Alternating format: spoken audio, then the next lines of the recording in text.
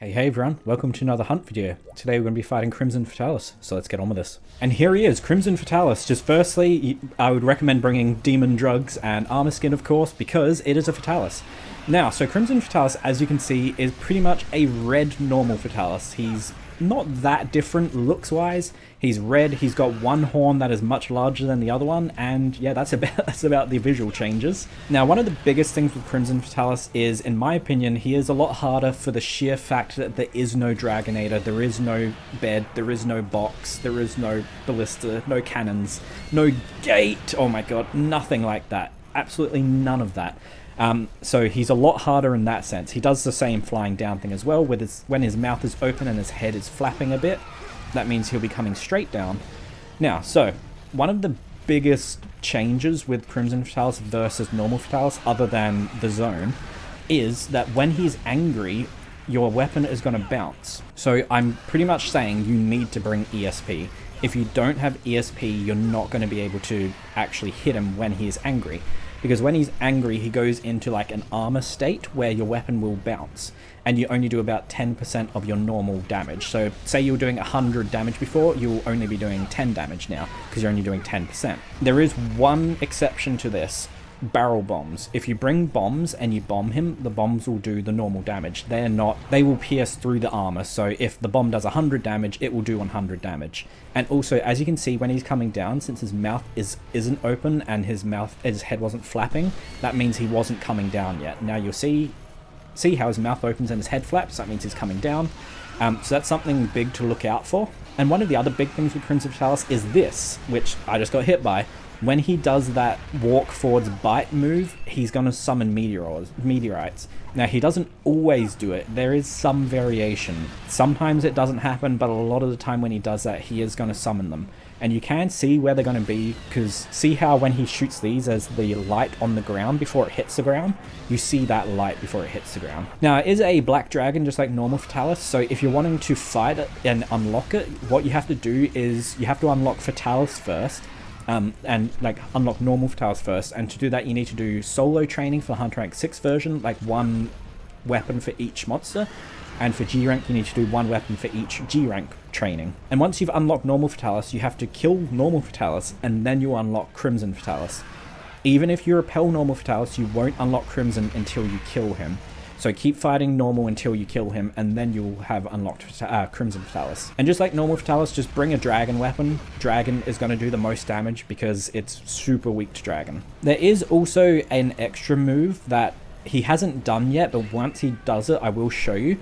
It is like a flying dive move that normal Fatalis doesn't do. And it can be quite annoying. It's usually pretty easy to dodge, but it can be annoying. Now, one thing that is a good change from normal Fatalis is if he does the walking bite move, well actually I don't think he does it at all, but if he like walks, like if he gets on all fours like this, you don't have to worry about the walking bite move because he doesn't do it. So you don't have to like quickly get out of the way if you're used to normal Fatalis, because obviously normal Fatalis' bite move is a one-hit kill. Crimson does not have that at all, so don't worry about that. Okay, now he is angry, so while he's in this angry state, as I said earlier, he's only going to be taking 10% damage from my hits. Bombs will cut through that and do 100% damage.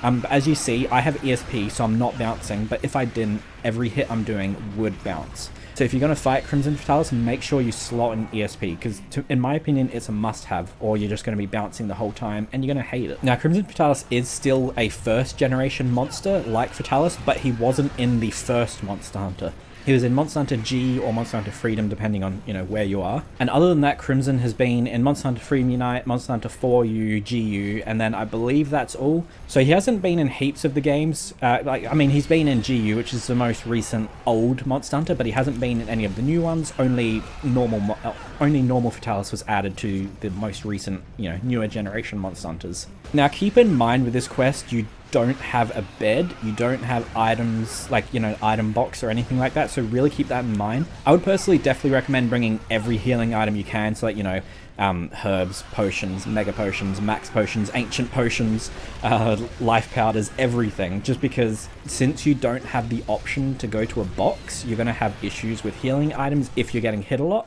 And then obviously you want max potions and ancient potions for when you die, and definitely bring well done steaks as well. And Crimson Fatalis placed relatively high in the 20th anniversary. He came place 77. So like I think that's pretty high for a monster that hasn't been, like, I mean, he was in GU, but like he hasn't been in a modern Monster Hunter. I think a lot of the reason why he was placed so high is because he's one of the old traditional black dragons, but also because people in World got that taste of Fatalis, and maybe some people saw like Crimson and White and they're just like, oh, you know, some extra Fatalises that they want to fight. So I'm kind of hopeful that they'll bring him back in a Monster Hunter soon, especially because they've already brought normal Fatalis back. And just like normal Fatalis, you can break his head multiple times, you can break his chest, all that sort of stuff.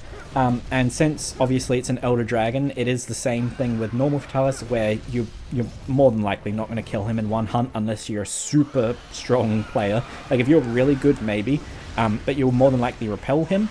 And when you repel him, you can then fight him again until you eventually successfully kill him. He does have a decent amount of health, so you might not repel him the first time. It might take more than one time. But if you're doing optimal damage, you've brought bombs. Oh, there we go. But yeah, you brought bombs and everything like that, you probably will repel him. Especially because when he's out of anger, you can hit him really easily because it's just, you know, he doesn't have the armor effect on him. But when he is in anger, it does make it quite hard to do damage if you haven't brought bombs.